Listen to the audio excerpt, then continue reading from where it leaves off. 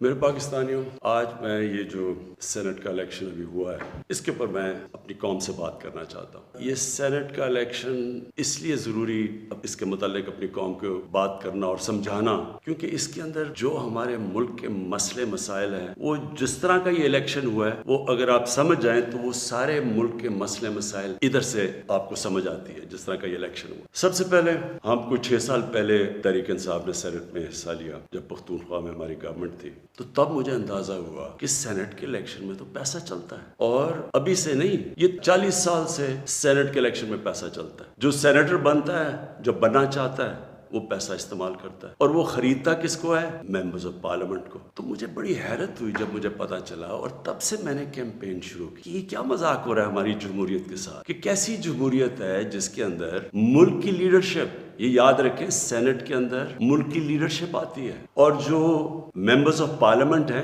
ان میں سے ملک کی لیڈرشپ آتی ہے، ان میں سے وزیر بنتے ہیں، ان میں سے وزیر اعظم بنتے ہیں، ان میں سے وزیر اعلیٰ بنتے ہیں۔ مجھے تب سے حیرت ہوئی کہ جب آپ پیسہ خرچ کر رہے ہیں، ایک سینیٹر رشوت دے کے سینیٹر بن رہا ہے، اور دوسری طرف وہ ممبرز آف پارلیمنٹ جو اپنا ضمیر بیچ رہے ہیں، پیسے لے کے ووٹ کر رہے ہیں، یہ کون سی جمہوریت ہے؟ تو تب سے میں نے کیمپین شروع کی، اور میں نے تب سے کہا کہ اس کی اوپن بیلٹ ہونی چاہیے۔ ہمارا جب دوسرا سینٹ کا الیکشن ہوا 2018 میں، ہمیں پتہ چلا ہمارے تقریباً 20 ممبر آف پارلیمنٹ بک گئے تھے، انہوں نے پیسے لے کے اپنی ووٹ بیچی، ہم نے 20 ممبرز کو نکالا۔ لیکن پھر میں نے دیکھا کہ یہ صرف میں نہیں کہہ رہا، یہ دونوں مین پارٹیز، انہوں نے چارٹر آف ڈیموکریسی میں، پیپلز پارٹی اور نون لیگ نے چارٹر آف ڈیموکریسی میں سائن کیا کہ اوپن بیلٹ ہونا چاہیے کیونکہ سینٹ کے الیکشن میں پیسہ چلتا ہے۔ اور پھر بعد میں ان کی سٹیٹمنٹس آئیں، ان کے ڈی ایم ایل این کے پارٹی لیڈر نے بھی سٹیٹمنٹ دی، اس کی بھی آئی، ان کے سینئر، ان کے جو آفس بیئرز ہیں ان کی سٹیٹمنٹس آئیں۔ تو جب یہ سینٹ الیکشن کے اوپر یہ آ رہا تھا، ہم نے پارلیمنٹ میں اپنا بل بھی پیش کیا کہ اوپن بیلٹ ہونا چاہیے۔ ہم نے پھر جب دیکھا کہ نہیں ہو رہا تو باقی پارٹیز جو کہ کہہ بیٹھی تھی کہ اوپن بیلٹ ہونا چاہیے، جب انہوں نے ہماری حمایت نہیں کی تو ہم سپریم کورٹ میں گئے۔ سپریم کورٹ میں پورا کیس ہوا، اس کیس کے اندر ججز صاحبان نے بار بار پوچھا کہ پیسہ چلتا ہے، اور اس کے دوران ایک ویڈیو نکلائی جو 2018 میں سینٹ الیکشن میں ایم پیز پیسے لے رہے تھے، وہ ویڈیو بھی نکلائی، یعنی کسی کو کوئی شک نہیں تھا۔ پھر جب یہ عدالت کے اندر، سپریم کورٹ کے اندر جب اس کی بات چیت چل رہی تھی تو الیکشن کمیشن نے اوپن بیلٹ کے خلاف گئی، اور سپریم کورٹ بار بار کہتا رہا کہ آپ کی ذمہ داری ہے صاف اور شفاف الیکشن کروانے کی، اور وہ ساری پارٹیز، پی ٹی ایم کی پارٹی سب اکٹھی ہو گئی، سب نے اکٹھے ہو کے کہا کہ نہیں جی سیکرٹ بیلٹ ہونی چاہیے، جبکہ ماضی میں یہ خود کہتے رہے کہ اوپن بیلٹ ہونی چاہیے۔ اب میں آپ سب سے یہ سوال پوچھتا ہوں کہ آپ کا کیا خیال ہے کہ کیا وجہ تھی؟ یہی پارٹیز پہلے چاہتی تھیں کہ اوپن بیلٹ ہونی چاہیے، اب کیوں یہ ساروں نے زور لگایا کہ سیکرٹ بیلٹ ہونی چاہیے؟ یہ جمہوریت کے خلاف ہے، یہ آئین کے خلاف ہے۔ تو پہلے یہ آئین کے خلاف نہیں تھی جب انہوں نے چارٹر آف ڈیموکریسی میں سائن کیا تھا، انہوں نے سینٹ کے اندر یہ بل ایک نکالا ہوا تھا، یہ ایک فورم کے اندر انہوں نے تب بھی کہا ہوا تھا کہ اوپن بیلٹ ہونی چاہیے۔ کیوں سینٹ کا الیکشن امپورٹنٹ تھا؟ انہوں نے کیوں اتنا زیادہ زور لگایا پتہ ہوتے ہوئے کہ پیسہ چلنا ہے سیکرٹ بیلٹ میں؟ یہ کیوں سب اکٹھے ہو کے انہوں نے کوشش، یہ پورا یہ جو ڈرامہ کیا ہے؟ اگر اوپن بیلٹ ہو جاتی تحریک انصاف کو تو ہمیں اتنی سیٹیں ملنی تھی جتنی ملی ہیں سینٹ۔ ہمارا تو یہ جو کہہ رہے ہیں نا کہ بہت بڑا کوئی مارکا مار لیا، ہمیں تو اتنی سیٹیں مل گئی ہیں، ہم تو سب سے بڑی پارٹی بن گئے سینٹ میں۔ لیکن انہوں نے جو سارا ڈرامہ کیا ہے وہ ایک حفیظ شیخ کی سیٹ کے اوپر، اور سارا جو پیسہ لگایا ہے، جو یوسف رضا گیلانی کا پیسے بانٹ رہا تھا شام کو، لوگوں کی ضمیر خرید رہا تھا، اور وہ جو ہمارے، میں نے جب اپنے ایم این اے سے جب میٹنگ کی، ہماری خواتین نے ہمیں بتایا کہ جی ہمیں کال کر کے آفرز مل رہی تھی، کوئی ہماری پرانی پی ٹی آئی کی وہ کال کر کے کہہ رہی تھی 2 کروڑ سے بولی لگ رہی تھی۔ اب میں الیکشن کمیشن سے تھوڑا بات کرنا چاہتا ہوں۔ دیکھیں، الیکشن کمیشن آپ کا بہت بڑا رول ہے، آپ کی سب سے بڑی ذمہ داری صاف اور شفاف الیکشن، یہ آپ کی آئینی ذمہ داری۔ پہلے تو مجھے یہ نہیں سمجھ آئی کہ آپ نے عدالت میں کیوں جا کے کہا کہ جی خفیہ بیلٹ ہونی چاہیے؟ مجھے یہ بتائیں، کوئی آئین اجازت دیتا ہے چوری کرنے کی، رشوت دینے کی؟ کوئی آئین اجازت دیتا ہے جو 30 سال سے ہو رہا ہے؟ پھر جب آپ کو سپریم کورٹ نے موقع دیا، کہ انہوں نے آپ کو کہا کہ ہاں اس دن سیکرٹ بیلٹ کروا لو، لیکن اس کے بعد ان کی آئیڈینٹیفیکیشن رکھو بیلٹ کی، کہ ہم مثلا آج پتہ چلوانا چاہتے ہیں جی ہمارے 15-16 لوگ جو بکے ہیں میں ورڈ یوز کر رہا ہوں بکے ہیں, ہمیں پتا تو چلے وہ کون ہے. آپ نے ان مجرموں کو بھی بچا لیا یہ سیکرٹ بیلٹ کروا کے, آپ نے ہماری جمہوریت کو نقصان پہنچایا ہے. مجھے بتائیے کون سی جمہوریت ہے جدھر پیسے دے کے کوئی سینٹ بنتا ہے؟ یہ جمہوریت ہے؟ جمہوریت کا تو مطلب ہوتا ہے الیکشن سے لوگ اوپر آتے ہیں, یہ پیسے دے کے اوپر آنے کا یہ جمہوریت ہے؟ دوسرا مجھے بتائیں کہ جو ہمارے بچے ہیں, ہمارا ایک نوجوان آبادی ہے, اب ہم کیا ان کے لیے مثال سیٹ کر رہے ہیں؟ سارے ملک کے سامنے پیسے چل رہے ہیں, وہ ویڈیو چل رہی ہے پیسے کی. اس سے پہلے ویڈیو چلی جو 2018 کے الیکشن میں کہ جناب وہ ایم پیز کروڑوں روپیہ ایسے کر کے بیگز میں ڈال رہے ہیں. کوئی کچھ کوشش کی کیا؟ آپ کو یہ نہیں پتا کہ آپ کی ذمہ داری تھی انویسٹیگیٹ کرنے کی؟ ساری ایجنسیز آپ کے نیچے ہیں, سب کے سامنے یہ تماشا ہوا. مجھے یہ بتائیں کہ جب ایک ملک کی لیڈرشپ, یہ لیڈرشپ ہے سینٹ کی, جب یہ رشوت دے گی اور رشوت لے گی تو آپ کیا کہیں گے کہ پٹواری اور تھانے دار وہ ٹھیک ہو جائے گا؟ کیا آپ کہیں گے باقی لوگ ٹھیک ہو جائیں لیکن لیڈرشپ رشوت دے؟ ایک چائنیز پروورب ہے کہ fish roots from the top. جب اوپر آپ کرپشن کی اجازت دے رہے ہیں اور آپ کے سامنے ہوئی ہے اور آپ کو پتا تھا وہ نہیں ہے, میں کہتا کیا, میں نے الیکشن سے پہلے کہا کہ ریٹس لگ گئے لوگوں کے, بولیاں لگ رہی ہیں. آپ کو موقع جب دیا سپریم کورٹ نے, کیا وجہ تھی کہ آپ 1500 بیلٹس کے اوپر کوئی ایک بار کوڈنگ نہیں کر سکتے تھے؟ آپ نے تو پوری طرح ایک موقع دیا ملک کی جمہوریت کو ڈسکریڈٹ کرنے کے لیے. اس سے کیا ہوا؟ میں آپ سے سوال پوچھتا ہوں کہ آج کیا ہماری جمہوریت اوپر گئی ہے نیچے گئی ہے؟ جو آپ نے ملک کی موریلٹی, اخلاقیات کو نقصان پہنچایا کہ یہ جو اوپن ہارس ٹریڈنگ ہو رہی ہے, کیا اس سے فرق ہو؟ مجھے بتائیں. یہ ایک بڑی عظیم خواب کا نام تھا پاکستان, اسلامی فلاحی ریاست. یہ علامہ اقبال نے کہا تھا مثال بنے گی مسلمان دنیا کے لیے. مجھے بتائیں یہ اپنے نوجوانوں کو آپ کیا بتائیں گے اس سارے ملک کے سامنے؟ اور یہ کتنا پیسہ چلا ہے, یہ ابھی تو یہ تو سامنے آ گیا نا آپ کا ویڈیو. آپ کو یہ نہیں اندازہ کہ کتنا پیسہ چلا ہے اس الیکشن کے اندر, کس طرح لوگوں نے اپنے ضمیر بیچے ہیں پیسہ بنانے کے لیے, کس طرح ہماری پالیٹکس کو کرپٹ کیا گیا ہے. جو کروڑوں روپیہ خرچ کر کے سینیٹر بنے گا وہ حاتم تائی ہے, وہ آ کے ملک کی خدمت کرے گا, وہ یہ پیسہ کدھر سے ریکور کرے جی کہ دیکھیں جی کرپشن بڑی بڑھ گئی ہے ملک. کبھی قانون سے بھی کوئی کرپشن ختم ہوئی ہے؟ مجھے بتائیں کبھی کوئی قانون بنا کے یا لا انفورسمنٹ سے کرپشن ختم ہو سکتی ہے؟ کرپشن ایک معاشرہ ختم کرتا ہے, ایک قوم مل کے کرپشن ختم کرتی ہے. جب ایک قوم ایک میسج دیتی ہے جو کرپشن کرے گا, رشوت دے گا, وہ ہمارے میں سے نہیں ہے, اس کو لوگ شادیاں نہیں کروائیں گے ان گھروں میں, ان کو ووٹ پارٹیز پہ نہیں بلائیں گے. یہاں کرپٹ لوگوں کو آپ مین سٹریم میں لا رہے ہیں. اور میں یہ بھی کہنا چاہوں ہمارے وہ میڈیا کے لوگ, میں ان سے سوال پوچھتا, بڑے بڑے صاحب عدالت میں جاتے ہیں, عدالت میں جا کے کہتے ہیں کہ جی وہ نواز شریف کو تقریر کرنے کی موقع دینا چاہیے, وہ نیلسن منڈیلا تقریر کرے گا, ملک کو پتہ نہیں کیا فائدہ ہوگا. ایک آدمی سپریم کورٹ سے کنوکٹ, ایک مجرم جھوٹ بول کے ملک سے بھاگا ہوا, جس کے اوپر اربوں اربوں روپے کی چوری, اس کے بیٹوں کے اربوں روپے کی پراپرٹیز میں رہ رہے ہیں لنڈن. ملک سے کیوں بھاگے ہوئے جی؟ ہم برطانوی سٹیزن ہیں. وہ تو جی بکنگھم پیلس میں پیدا ہوئے تھے نا, کدھر سے پیسہ آیا ان کے پاس؟ یہ یہاں سے پیسہ چوری کر کے باہر بیٹھے ہوئے ہیں, وہ باہر بیٹھا ہوا ہے, اس کا منشی جو دماد ہے وہ باہر بیٹھا ہوا ہے, ان کے بچے باہر بیٹھے, سارے اربوں پتی ہیں, کوئی جواب. اور یہاں ہمارے صحافی کہہ رہے ہیں کہ جو اسے تقریر کرنے کا موقع دے.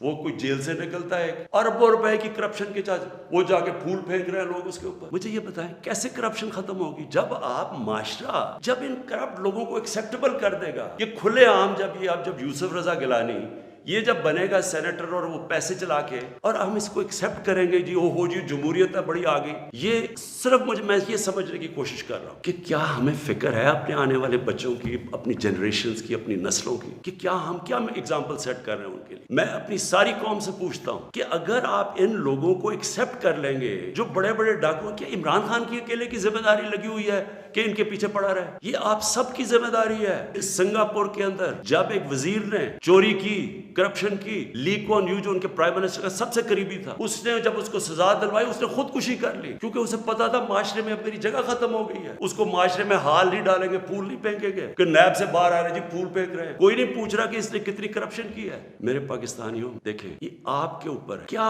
آپ اپنے ملک کو اوپر لے جانا چاہتے ہیں یا ان چوروں کے ساتھ کمپرومائز کرنا چاہتے ہیں؟ ہم آج اس لیے یہاں ہیں کہ ہم نے چوری ایکسیپٹ کی, چوروں کو ایکسیپٹ کیا. ہم نے ان لوگوں کو جو ہمیں پتا ہوتے ہوئے کہ انہوں نے آپ کا پیسہ میرا تو نہیں پیسہ چوری ہوا, یہ جو پیسہ باہر گیا یہ میرا تو پیسہ نہیں باہر گیا, یہ ہمارا پیسہ باہر گیا ہے. یہ کانٹریکٹس کے اوپر پیسہ بناتے ہیں, ہر چیز کے اوپر. سڑک جو بنی ہوتی ہے 1 ارب روپے میں, وہ بناتے ہیں 1.5 ارب روپے میں, باقی پیسہ ان کی جیب میں. اور وہ سارا آپ ساری قوم جو ہمارے اوپر قرضے چڑھے ہوئے ہیں, پیچھے تو جائیں, قرضے چڑھے کیسے ہیں؟ کون سی قوم آگے بڑھ سکتی ہے؟ ایک مجھے قوم بتائیں, ایک ملک بتائیں, ایک مجھے ملک بتائیں جس کے پرائم منسٹر اور وزیر چوری کر رہے ہوں اور وہ ملک ترقی کر رہا اور خوشحالی ہو. اور جو ملک سزا اور جزا نہیں کرتا, طاقتور کو سزا نہیں دیتا, وہ طاقتور جو مرضی کرے, وہ اچھا وہ بدقسمتی سے ان کو وی آئی پیز کی طرح ٹریٹ کیا جاتا ہے. جیلوں میں بھی وہ وی آئی پی ہیں, انہوں نے اربوں کی چوری کیا, وہ بیچارہ غریب آدمی نے کوئی کسی کی بھینس اٹھا لی کچھ, وہ اس کا حال دیکھے اور ان وی آئی پیز کا حال دیکھے. قوم کرپشن سے لڑتی ہے, قانون اکیلا کرپشن نہیں ختم کر سکتا. ان کا خیال یہ تھا کہ میرے اوپر یہ نو کانفیڈنس کی تلوار لٹکائیں گے, اور میں کیونکہ مجھے کرسی بڑی عزیز ہے تو میں ان کو کہوں گا کہ جی ہاں جی ٹھیک ہے, میں آپ کو NRO دے دیتا ہوں, یعنی آپ کی جتنے کیسز نے آپ کو ختم کر دیتا ہوں. میں پرسوں کانفیڈنس پوشن لے رہا ہوں, اسمبلی کے پاس جا رہا ہوں, کانفیڈنس اپنی اسمبلی کو کہہ رہا ہوں آپ بتائیں سامنے, کیونکہ وہ تو اوپن ہوگا نا, یہ آپ کا ڈیموکریٹک, میں اب اپنے سارے ممبرز کو کہہ رہا ہوں, یہ آپ کا جمہوری رائٹ ہے. آپ کہہ سکتے ہیں کہ جی ہم عمران خان کے ساتھ نہیں ہیں, میں آپ کی عزت کروں گا, ٹھیک ہے, میں نااہل ہوں, اتنا قابل نہیں ہوں, آرام سے ہاتھ کھڑے کریں کہ نہیں ہے, میں اپوزیشن میں چلا جاؤں گا, اگر آپ جیت جاتے ہیں میں اپوزیشن میں بیٹھ جاؤں گا. لیکن خفیہ طور پہ ہاں جی ہم آپ کے لیے ووٹ کریں گے, پیسے لے کے کسی اور کو ووٹ کریں, آپ اپنی آخرت تباہ کرتے ہیں. خوف خدا ہونا چاہیے آپ کو, اوپر والا تو سب کچھ دیکھ رہا ہے, ہمیشہ فکر کیا کرے اپنی آخرت کی. تو میں کانفیڈنس لوں گا جا کے اپنی اسمبلی سے, اور میں آپ کو یہ بتا دوں, یہ اب میں ذرا مخاطب ہوں, یہ جو سارے پی ڈی ایم کے جتنے یہ بڑے بڑے جو ان کے جو یہ جو بڑے بڑے کیا ہیں, یہ جو بھی ہیں, آپ سب کو میرا یہ پیغام ہے, دیکھیں مجھے اگر پاور ملی جاتی ہے مجھے کیا فرق پڑتا ہے, میں نے کوئی فیکٹریاں بنائی ہیں آ کے, میں نے کوئی اپنے رشتہ داروں کو کہیں بڑے بڑے عہدے دیے ہیں, میں تو کوئی باہر جا کے یہاں پیسے نکال کے تو بڑے بڑے کوئی میفر میں نے کوئی بڑے بڑے گھر لے لیے ہیں, میں تو اپنے گھر میں رہتا ہوں. سوائے حکومت کا میرے اوپر پیسہ ایک ٹریول پہ اور ایک سیکیورٹی پہ, اس کے علاوہ سارے خرچے میں اپنے برداشت کرتا ہوں. سارے میرے ٹریول دیکھے, جب میں باہر گیا ہوں 10 گنا کم پیسہ خرچ کیا میں نے ٹریول میں, کیونکہ مجھے یہ نہیں کہ میں آپ کو کہہ رہا ہوں, مجھے خوف خدا ہے, میرے ملک میں بھوک ہے, مشکل وقت سے ملک گزر رہا ہے, میں اپنے ملک کا پیسہ بچاتا ہوں. میری زندگی میں کوئی فرق نہیں پڑے گا اگر میں اقتدار میں نہ ہوں, کوئی میری زندگی میں نہیں فرق پڑے گا. لیکن آپ سب کے لیے میرا پیغام ہے, میں چاہے اپوزیشن میں بیٹھوں چاہے اسمبلی سے بھی باہر ہو جاؤں, میں نے آپ میں سے کسی کو نہیں چھوڑنا جب تک آپ اس ملک کا پیسہ واپس نہیں کریں گے. میں اگر باہر بھی ہو جاؤں, میں اس قوم کے لوگوں کو نکالوں گا. یہ جو قوم ہے یہ اپنا جب ملک کا پیسہ چوری ہوتا ہے اس کو بچانے کے لیے نکلے گی, چوروں کے پیسے کو بچانے کے لیے قوم نہیں نکلتی جو آپ نے جتنی کوشش کر لی ہے. میں آپ کو پبلک نکال کے دکھاؤں گا, مجھے کوئی فرق نہیں پڑتا میری زندگی کو. ملک کے لیے جب تک میں زندہ ہوں, میں اس ملک میں قانون کی بالادستی کے لیے اپنے ملک کے اندر یہ لوگ جو کہ میں ان کو ملک کے غدار کہتا ہوں, جو چوری کر کے پیسہ باہر لے کے جاتے ہیں, میں ان کا مقابلہ کرتا رہوں گا. اور میرا یہ ایمان ہے کہ اللہ اس ملک کو بڑا اچھا وقت دکھانے والا ہے. مجھے یہ میرا ایمان ہے کہ یہ ملک ایک عظیم ملک بنے گا, اور یہ بنے گا ہی تب جب یہ سارے بڑے بڑے ڈاکو جیلوں میں ہوں گے. آج اپنی قوم کے سامنے یہ رکھتا ہوں کہ یہ کیا ہوا, یہ آپ نے سمجھنا ہے. ہوا یہ کہ یہ جب سے ہماری حکومت آئی ہے, سب سے ان کو جتنے بھی یہ پرانی پولیٹیکل پارٹیز کے اندر کرپٹ لوگ تھے اور ان کے لیڈرز, ان سب کو خوف ہو گیا کہ کیونکہ یہ عمران خان نے اپنی پوری کرپشن کے اوپر کیمپین کی ہوئی ہے, اب یہ کہیں ہمارے کرپشن کے کیسز کے اوپر آگے نہ بڑھے. اور یہ میں آپ کو یاد کرا دوں کہ کرپشن کے کیسز ان کے پرانے ہیں, یہ کرپشن ہم نے نہیں کیسز بنائے, یہ ان کے دور کے کیسز بنے ہوئے ہیں. ہمارے دور میں تو صرف کوئی 5% بھی کیسز نہیں ہوں گے, سارے پرانے تھے. تو یہ تب سے سب اکٹھے ہو گئے. اور میں نے پہلے دن بھی جب میں گورنمنٹ میں آیا, میں نے پہلے دن کہا اپنے پہلے خطاب میں کہ یہ سب اکٹھے ہو جائیں گے, سب جمہوریت کے نام پہ شور مچائیں گے. APDM ڈیموکریٹک موومنٹ, یہ جمہوریت کے نام پہ سارے ایک ہی ان کا انٹرسٹ ہوگا. میرے اوپر اتنا پریشر ڈالو کہ میں ہاتھ کھڑے کر کے کہوں جس طرح جنرل مشرف نے کیا تھا, ان کو NRO دے دوں, ان کے کرپشن کے کیسز ختم کر دوں. تو اب انہوں نے کیا کیا, انہوں نے پہلے کوشش کی بلیک میل کرنے سے پہلے دن سے کہ جی الیکشن خراب ہے, پھر انہوں نے اس کے اوپر کورونا کے اوپر پوری کوشش کی. پھر جب فیٹف کا بل آئی, ذرا آپ نے سمجھنا ہے فیٹف کا بل کیا تھا. فیٹف کا بل یہ تھا کہ ان کے دور میں ہمیں ایک انٹرنیشنل جو ایک ادارہ ہے فیٹف, اس کے اندر ہمیں گرے لسٹ میں ڈال دیا گیا. گرے لسٹ کا مطلب یہ ہے کہ اگر آپ جو وہ فیٹف کہتی ہے اگر وہ آپ نہیں کرتے تو وہ آپ کو ब्लैक लिस्ट में डाल देंगे। ब्लैक लिस्ट का क्या मतलब है? मुल्क के ऊपर सैंक्शंस लग जाएंगे। सैंक्शंस का क्या मतलब है? आपको सिर्फ मैं आसान ज़बान में समझा दूं।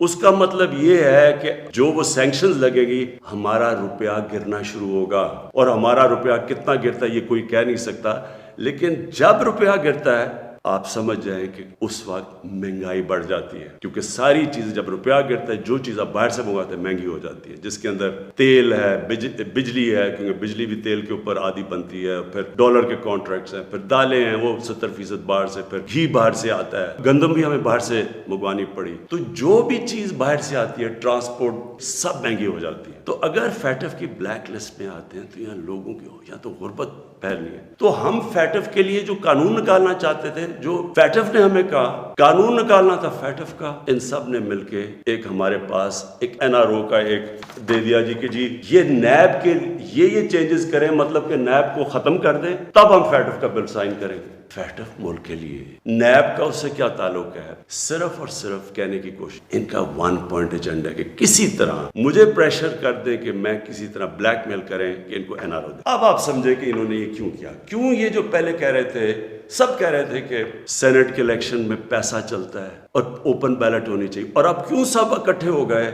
सुप्रीम कोर्ट में जाके सब ने इकट्ठे जोर जोर से कहा कि नहीं जी हमें सीक्रेट बैलेट चाहिए, खुफिया बैलेट चाहिए। उसकी वजह ये थी, इन्होंने ये प्लान किया कि ये जो हमारा इलेक्शन था हफीज शेख का और यूसुफ रजा गिलानी का, इसमें इन्होंने पूरा पैसा चलाना था। पूरी कोशिश करनी थी कि हमारे मेंबर्स तोड़ें, उनको पैसे दे के अपने साथ मिलाएं, और किसी तरह वो इलेक्शन जब वो हफीज शेख ने हारना था तो उससे क्या सामने आना था कि जी इमरान खान की पार्लियामेंट के अंदर मेजॉरिटी खत्म होगी। और मेजॉरिटी खत्म, हालांकि वोट ऑफ नो कॉन्फिडेंस तो नहीं है, लेकिन जब ये एक दफा आ जाए कि जी इमरान खान के मेंबर उधर जा सकते हैं, इनके मेंबर ज्यादा हो गए हैं, यानी हमारे मेंबर्स इनके साथ चले गए, इसका मतलब कि अगला स्टेप ये वोट ऑफ नो कॉन्फिडेंस ले आए। तो असल मकसद ये था कि वोट ऑफ कॉन्फिडेंस की तलवार मेरे ऊपर लटकाएं, मुझे ब्लैकमेल करें कि मैं किसी तरह इनको एनआरओ दे दूं।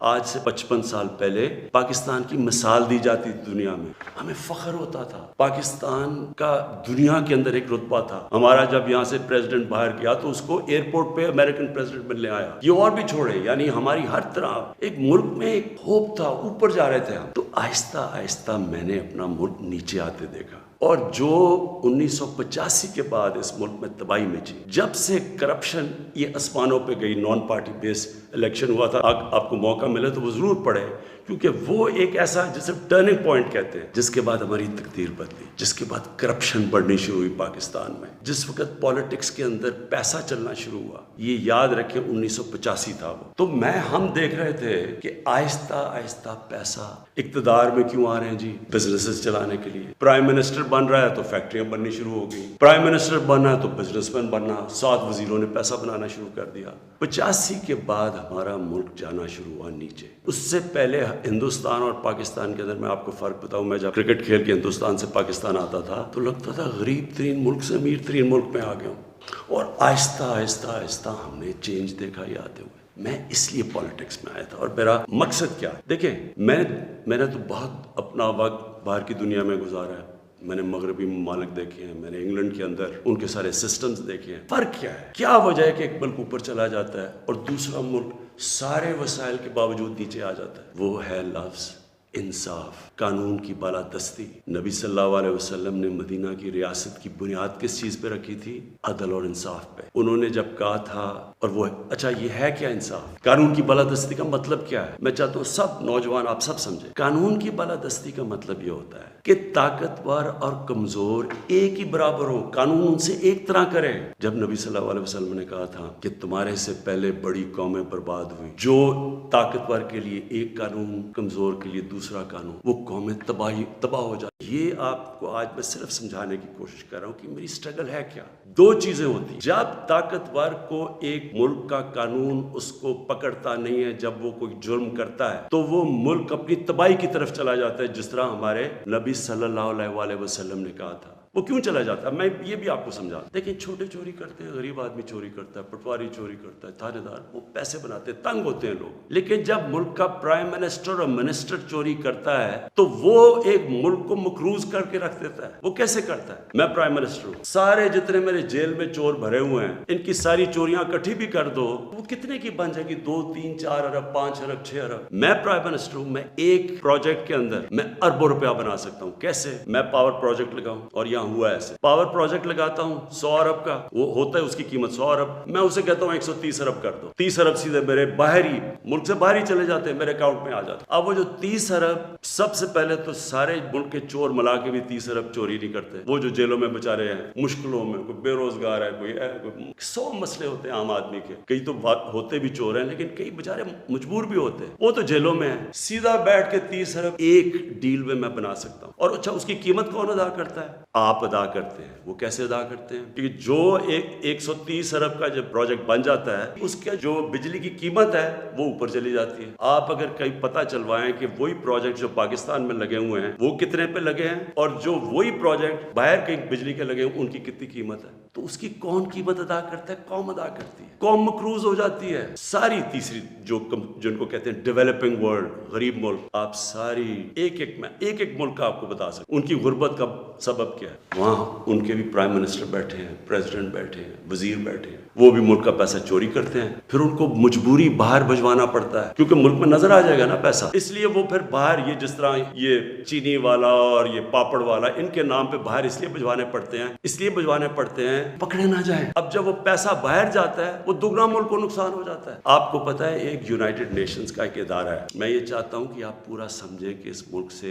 ये थोड़े से जो मिलके, ये जो बड़े बड़े मुजरिम हैं कर क्या रहे हैं आपके मुल्क से। ये हमारे मुल्क में नहीं सिर्फ हो रहा, ये गरीब मुल्कों में सब में यही कहानी है। जो एक इदारा है उसको कहते हैं फैक्टाई, ये यूनाइटेड नेशंस का इदारा है। ये क्या करता है? ये पूरी तरह रिसर्च करता है कि गरीब मुल्कों से पैसा अमीर मुल्कों में कितना पैसा जाता है, या ऑफशोर अकाउंट्स में कितना जाता है, या बड़े बड़े लंदन और न्यूयॉर्क में बड़े बड़े गरीब मुल्कों से लोग जो घर खरीदते हैं, वो इसकी सर्वे करता है। उसके मुताबिक हर साल 1000 अरब डॉलर गरीब मुल्कों से अमीर मुल्कों में जाता है, ऑफशोर अकाउंट्स में जाता है। ये फैक्टाई की रिपोर्ट है। आपको पता है हमारा सारा 22 करोड़ लोगों का बजट कितना है? मुश्किल से 60 अरब है। हम 22 करोड़ लोग जो हैं, हमारा सारा बजट 60 अरब है, तो 1000 अरब गरीब मुल्कों से जाता है। एक 10 साल पहले रिपोर्ट आई थी, पाकिस्तान से 10 अरब डॉलर मनी लॉन्ड्रिंग होकर मुल्क से बाहर जाता है। तो ये हो क्या रहा है? गरीब मुल्कों से पैसा जा रहा है अमीर मुल्कों में, गरीब मुल्क गरीब होते जा रहे हैं, गरीब मुल्कों और अमीर मुल्कों में फासले बढ़ते जा रहे हैं। गरीब मुल्क जो पैसा उनका उधर खर्च हो ताकि रोजगार मिले तो स्कूलों पे चले, या वहाँ वो उस मुल्क के अंदर इकोनॉमिक ग्रोथ हो, वो पैसा मुल्क से बाहर चला जाता है। तो जो प्राइम मिनिस्टर और वजीर जब करप्शन करते हैं, वो मुल्क को मकरूज कर देते हैं, कर्जे चढ़ जाते हैं। वो कर्जे उतारने के लिए टैक्स लगाने पड़ते हैं, टैक्स से महंगाई होती है, महंगाई से गुर्बत होती है। दूसरा, जब वो डॉलर बाहर भेजते हैं, रुपए पे प्रेशर पड़ता है, जब रुपया गिरता है बाहर से सारी चीजें फिर महंगी हो जाती है। तो ये जो मेरी स्ट्रगल है, इसका मकसद क्या? क्योंकि मैंने तो दुनिया में देखा हुआ था, जो अमीर मुल्क स्विट्जरलैंड जो मैंने देखे हैं, उन सारों के अंदर कानून की बालादस्ती का मतलब ताकतवर कानून के नीचे है। हमारे मुल्क में आपने तमाशा देखा, जनरल मुशर्रफ, इतनी ताकत उसके पास, फौज उसके नीचे, अदलिया उसके नीचे, ऑपोजिशन वो नहीं, उसने प्रेशर में आके इन दोनों पार्टीज को एनआरओ दे दिया।